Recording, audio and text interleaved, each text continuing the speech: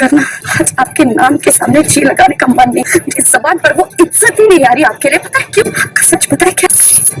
आपका सच। अनिरुद्ध ने दिखाई अपनी और नूतन की शादी की फोटो। अपनी बेटी झनक को फाइनली खोल दिया है झनक के सामने ये राज। जी हाँ दोस्तों, झनक का आने वाला ट्रैक बहुत ही जबरदस्त हो चला है, जहां पर अब झनक जो है वो नहीं चाहती है कि यहाँ पर ऋषि और अदिति के बीच में लड़ाई झगड़े हो या फिर इस घर में कोई भी तनाव हो, जिसके चलते वो यहाँ पर एक छोटी सी चिट्ठी लिखकर चली जाती है और अलविदा कह देती है। जहाँ पर ऋषि जो है वो समझ चुका है कि ये सब कुछ क्यों किया है झनक ने, क्योंकि वो नहीं चाहते कि परिवार में लड़ाई हो या फिर अदिति कुछ भी गलत समझे, जिसके चलते अब यहाँ पर जो ऋषि है वो फाइनली अब झनक के पीछे पीछे जाने वाला है, उसे मनाने के लिए, सच बाहर लाने के लिए, क्योंकि वो जानता है कि भाई झनक का अगर कोई परिवार है तो वो है सिर्फ और सिर्फ अनिरुद्ध, जो कि वाकई में झनक के पापा हैं।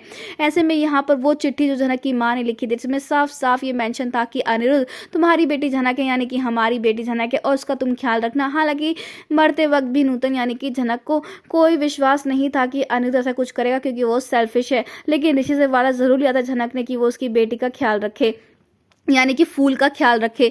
आने वाले ट्रैक में दोस्तों आपको देखने को मिलेगा कि अब फूल यानी कि जो झनक है वो बहुत बड़ी मुसीबत में घिर जाएगी। हालांकि ऋषि उस मुसीबत से झनक को बाहर तो निकाल लेगा, लेकिन जब ये बात पता चलेगी अनिरुद्ध को कि झनक मुसीबत में है तो वो भी काफी शॉक हो जाएगा।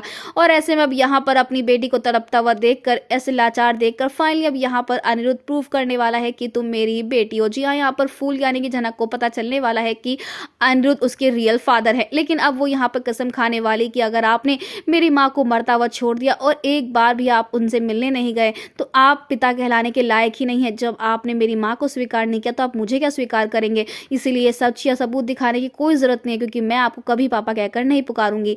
यानी कि अब यहाँ पर अनिरुद्ध का कैरेक्टर भी बहुत बेकार हो चुका है, क्योंकि वो अपनी बेटी के सपोर्ट में नहीं है और अपनी बेटी यानी कि दूसरी बेटी अदिति के चक्कर में अब वो अपनी झनक को खो बैठेगा। दोस्तों दिन इंटरेस्टिंग होने वाली कि क्या यहाँ पर ऋषि ये सच पूरे परिवार के सामने ले आएगा और अदिति को बता देगा कि झनक उसकी बहन है। वेल दोस्तों, आप कितने एक्साइटेड शो में आने वाले इस धमाकेदार ट्रैक को देखने के लिए हमें कमेंट के शेयर करें।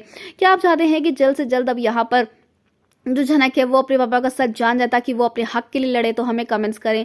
ऐसी टीवी के लेटेस्ट अपडेट के लिए चैनल को सब्सक्राइब कर लें।